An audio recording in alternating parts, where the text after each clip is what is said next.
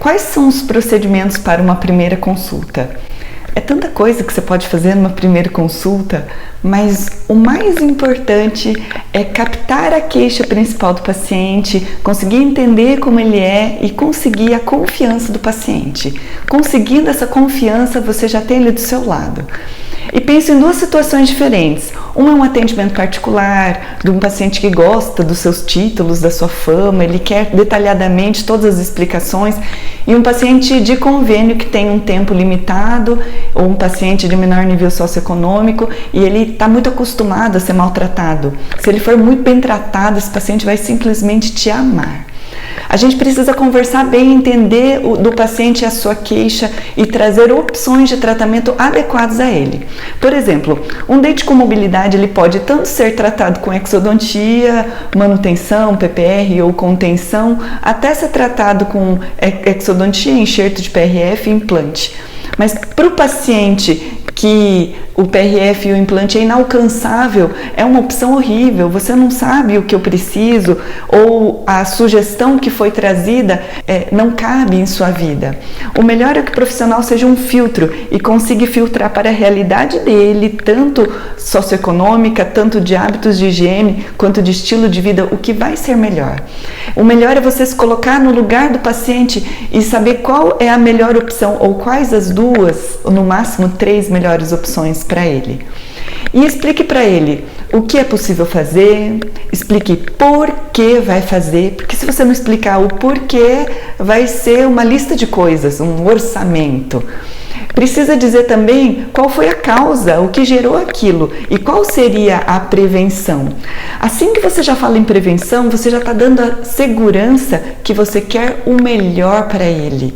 Não pode haver nenhum espaço para que ele tenha uma sensação de que talvez esse procedimento não fosse tão necessário, que você está inventando coisa para fazer. O paciente tem que confiar na sua ética, e a sua ética tem que transparecer dentro do seu plano de tratamento, dentro da sua conversa. Um plano nessa primeira consulta tem que ser estabelecido. Se o plano é muito complexo em linhas gerais, se precisa de um especialista, já encaminha e já anteveja mais ou menos o que esse especialista precisaria ver para ele ter segurança. E por fim, tenha um material por escrito para entregar para o paciente como uma continuação da sua presença no seu consultório. Esse material escrito pode ser um termo de esclarecimento, pode ser um esclarecimento preventivo, ou pode ser até aqueles folderzinhos comprados, prontos, mas traga alguma coisa para que ele leve do seu consultório, lembre de você, guarde o seu nome e ele se lembre daquilo que foi conversado. E mais, o mais importante é entender que em toda consulta o paciente nem sempre está lá para fazer um orçamento. Ele pode chegar, sentar e dizer, eu quero fazer um orçamento, mas na verdade ele quer um profissional que resolva o seu problema. Ele quer a confiança de alguém que vá fazer da maneira que vai ser a melhor para ele. E qual vai ser a melhor maneira e a mais adequada? Passa pelo filtro do subjetivo. E nesse filtro do subjetivo, da sensação de que eu gostei muito desse profissional, é tudo aquilo que você doa de tempo, de atenção, de conhecimento, de explicações. Você tem que ser um profissional que se cuide, porque mais do que qualquer coisa, o paciente compra você. Ele quer o profissional. Nós trabalhamos muito perto do paciente. Cuide de você, como está a sua vida, como está o seu dia a dia, como é que está o seu bem-estar. Ele quer um pouco da sua alegria, ele quer um pouco do seu alto astral, ele quer um dentista muito alegre, alguma coisa que o faça se sentir melhor quando ele vai embora. Afinal, é tão desconfortável ir para um paciente. Então cuide-se tanto da parte técnica, tanto do operacional como sequências de procedimento, e cuide também de você, porque a partir do momento que você cuidar de você, você vai ter um pouco mais de você para se doar para o seu paciente. Eu quero falar sobre doença periodontal mascarada, ou doença periodontal que não parece que é doença e depois em algum momento se descobre que era uma doença periodontal e ninguém viu. Muitas vezes o paciente já passou por outros tratamentos, por outros profissionais e de repente algum profissional identifica uma doença e o paciente fica muito chateado com essa situação. E a pergunta mais importante que a gente tem que saber é o que mascara a doença periodontal, o que faz mascarar a doença periodontal, o que faz essa doença não parecer.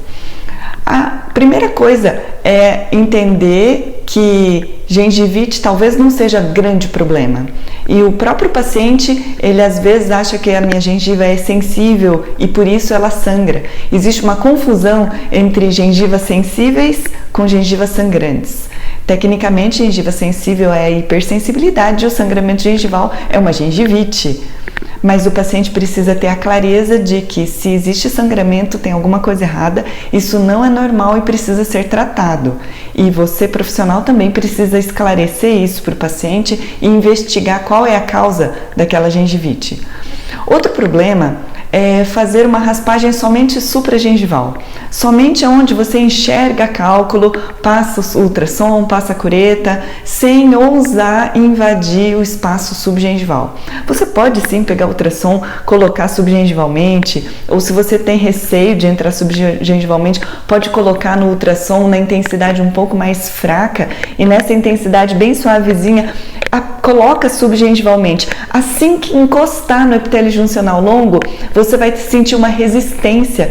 O epitélio juncional longo não é assim tão delicado e você pode pressionar assim que sentir uma resistência, chegou ao fundo do sulco ou ao fundo da bolsa. Muitas vezes você coloca o instrumento, seja ultrassom ou um instrumento manual, subgengivalmente e vai sentir uma pelota de cálculo ali embaixo. Isso precisa ser removido. Olha quantas vezes a gente vai rever uma raspagem e subgengivalmente existe um cálculo grande, escuro, de longa data que está ali, porque o cálculo subgengival demora muito para ser formado. Isso significa que o paciente passou periodicamente para o profissional, não foi removido aquele cálculo subgengival e isso acabou mascarando uma doença periodontal mais profunda que acabou se progredindo ao longo do período. Então, precisa raspar subgengivalmente também sim, até chegar ao limite. Uma outra dica para a raspagem subgengival é ter uma sonda periodontal ao lado. Quando você achar que aquela bolsa periodontal é um pouco mais profunda do que imaginava, pega a sonda periodontal, inspeciona, vai até o fundo da bolsa e você vai saber por essa inspeção com sonda até onde vai essa bolsa, o sulco, e você vai ter a segurança de conseguir raspar até ali. Outro motivo para doença periodontal mascarada são os fumantes, e fumante de qualquer tipo, inclusive narguile, porque fumo é fumo, vai causar toxicidade e o narguile até em maior grau, porque não existe uma legislação tão clara, não se sabe exatamente o que tem naqueles compostos e pela ausência de filtro, certamente existe uma maior absorção de fumaça e outras coisas mais.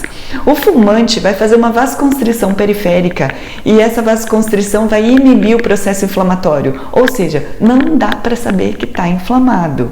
E muitas vezes o paciente tem a falsa impressão de que está tudo bem na minha gengiva, afinal é uma gengiva muito rosada, é uma gengiva muito doente, muito suscetível, porque por conta da vasoconstrição ele perde a capacidade de proteção da inflamação gengival, que essa inflamação gengival traz a resposta inflamatória como primeira linha de defesa.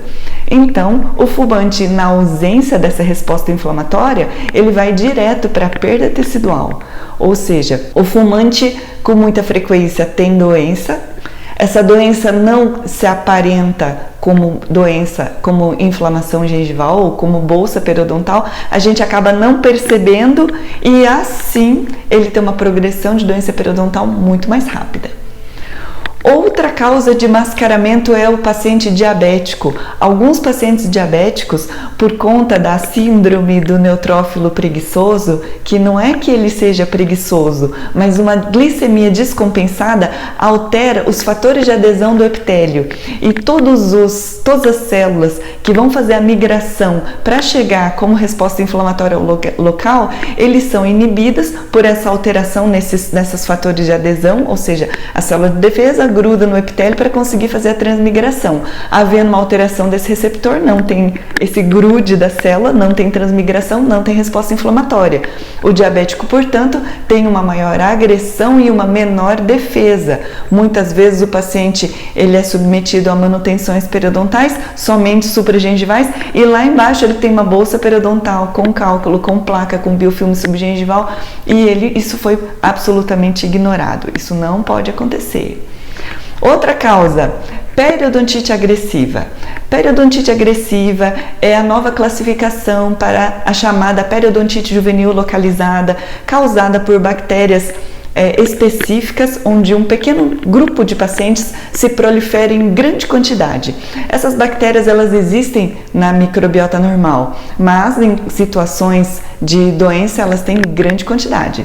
O paciente sempre pergunta: doutora, não tem um remédio para tomar para resolver essa doença? Até tem, que vai minimizar em parte, mas como essa bactéria existe na sua microbiota normal e nós estamos tratando somente de um desequilíbrio, de um supercrescimento de um grupo de bactérias, a gente eliminar totalmente não resolve. A gente tem que remover as cabaninhas e que fazem com que essas bactérias supercresçam.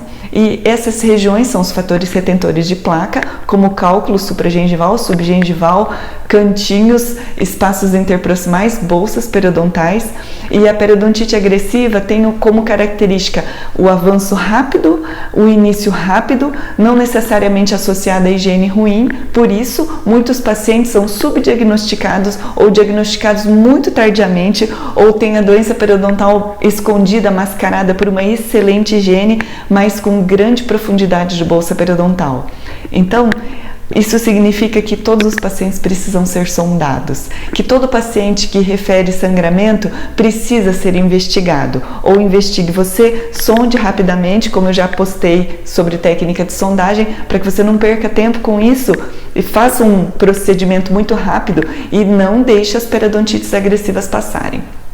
E por fim, o erro mais clássico de doença periodontal mascarada é não ter uma sonda periodontal ou não usar essa sonda periodontal. Sonda precisa ser usada, precisa ser inspecionada, ela vai te ajudar a identificar cálculo subgengival, cálculo supragengival, asperezas na superfície, como está o sangramento à sondagem, os bordos de restaurações ou bordos protéticos e muito mais coisas.